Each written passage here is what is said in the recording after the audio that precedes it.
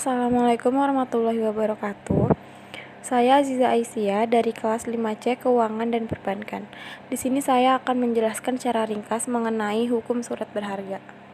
Definisi surat berharga yaitu surat yang sengaja diterbitkan oleh penerbitnya untuk pelaksanaan pemenuhan prestasi yang berupa pembayaran sejumlah uang tertentu. Manfaat-manfaat surat berharga.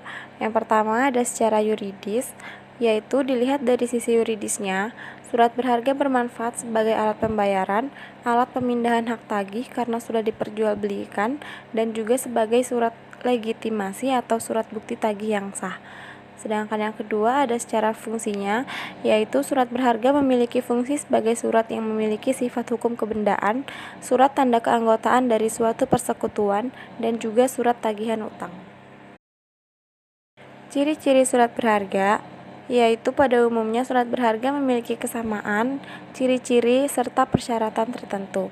Ciri-ciri tersebut adalah berbentuk dokumen tertulis, harus memiliki nama, terdapat beberapa tanda tangan dari pihak terkait, berisi perintah atau janji tanpa syarat, terdapat nama orang yang membayar, dan juga terdapat keterangan waktu pembayaran yang harus dilakukan.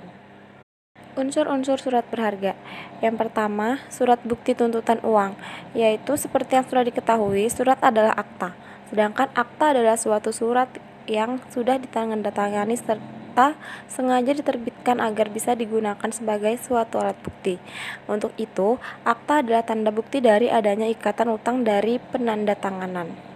Yang kedua, ada pembawa hak. Dalam hal ini, hak adalah suatu hak untuk bisa menuntut sesuatu kepada pihak debitur surat berharga, yang berarti hak tersebut akan terus ada pada akta surat berharga. Jika suratnya hilang, maka haknya pun akan hilang. Sebagai contohnya, jika uang kertas hilang, maka Anda tidak akan bisa meminta uang baru pada Bank Indonesia. Dan yang terakhir ada mudah diperjualbelikan. Tujuan lain dari adanya penerbitan surat berharga adalah demi memenuhi prestasi pembayaran sejumlah uang.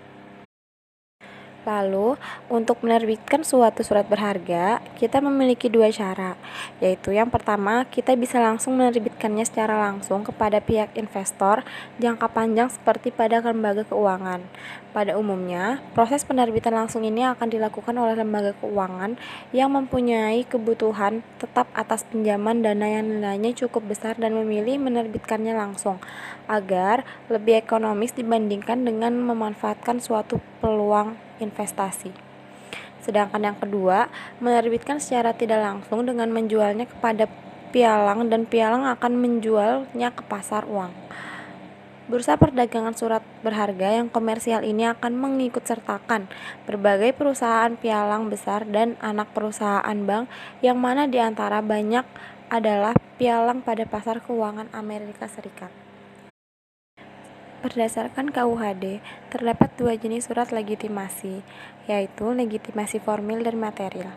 Legitimasi formil merupakan bukti bahwa surat berharga tersebut diklaim secara seseorang yang memiliki hak atas tagihan di dalamnya. Karena jika pemegang surat berharga tersebut tidak mampu membuktikannya secara formil sesuai peraturan undang-undang, maka tidak bisa dikatakan sebagai pemilik surat yang berharga yang sah. Yang kedua, ada legitimasi material, yaitu suatu bukti pemegang surat berharga yang sebenarnya. Kesimpulan dari adanya legitimasi ini adalah pemilik surat berharga secara sah adalah mereka yang memiliki hak tagih dengan tanpa mengesampingkan adanya nilai kebenaran material di dalamnya. Yang kedua, pihak debitur tidak memiliki kewajiban dalam meneliti apakah pemegang surat berharga tersebut adalah benar-benar yang memiliki hak. Yang ketiga, debitur hanya memiliki kewajiban dalam meneliti berbagai syarat yang terkandung di dalam surat berharga yang diberikan kepadanya saat diminta pembayaran. Dan yang terakhir, undang-undang akan lebih mengutamakan legitimasi formal untuk bisa menjamin fungsi dan tujuan surat berharga. Jenis surat berharga berdasarkan KUHD.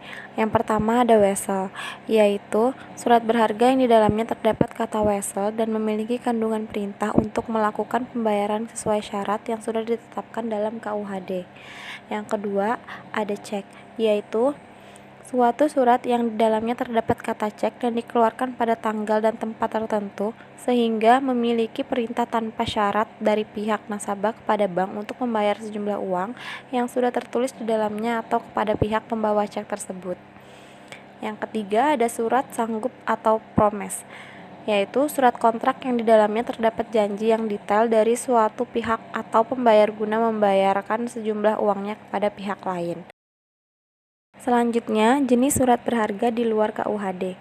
Yang pertama ada bilet giro, yaitu salah satu jenis surat perintah nasabah yang sebelumnya sudah diberikan standarisasi bentuk kepada bank penyimpan dana untuk memindahbukukan sejumlah uang dari rekening yang bersangkutan ke rekening pihak yang namanya sudah tertulis di dalam bilet giro tersebut pada bank yang sama ataupun bank yang berbeda. Yang kedua, ada commercial paper, yaitu salah satu instrumen utang jangka pendek tanpa adanya jaminan yang dikeluarkan oleh suatu perusahaan bukan bank, lalu diperjualbelikan melalui bank atau suatu perusahaan efek dengan jangka waktu pendek dan sistem diskonto. Yang ketiga ada surat saham, yaitu surat berharga yang dijadikan sebagai bukti penyertaan modal dalam suatu perusahaan perseroan yang dibuktikan dengan surat saham sebagai suatu surat resmi yang di dalamnya berisi bahwa pemegang saham adalah orang atau badan hukum yang memiliki hak atas dividen, hak suara, dan hak lainnya. Yang terakhir ada obligasi, yaitu jenis sertifikat bukti hutang yang dikeluarkan oleh suatu perusahaan atau badan pemerintah sebagai pihak yang nantinya akan berhutang dan berjanji untuk membayarnya dengan bunga dan pokok hutang dalam kurun waktu tertentu kepada pemilik obligasi. Selanjutnya ada delivery order, yaitu suatu bentuk dokumen yang memiliki fungsi sebagai surat pengantar atas suatu barang yang di dalamnya tercantum dan ditujukan kepada pembeli atau penerima yang sudah ditentukan oleh pembeli serta dilindungi hukum legalitas yang dibutuhkan di jalan raya, mulai dari mereka keluar perusahaan hingga tiba di wilayah pembeli. Lalu ada surat utang negara, yaitu salah satu bentuk surat utang berharga negara yang dikeluarkan oleh pihak pemerintah.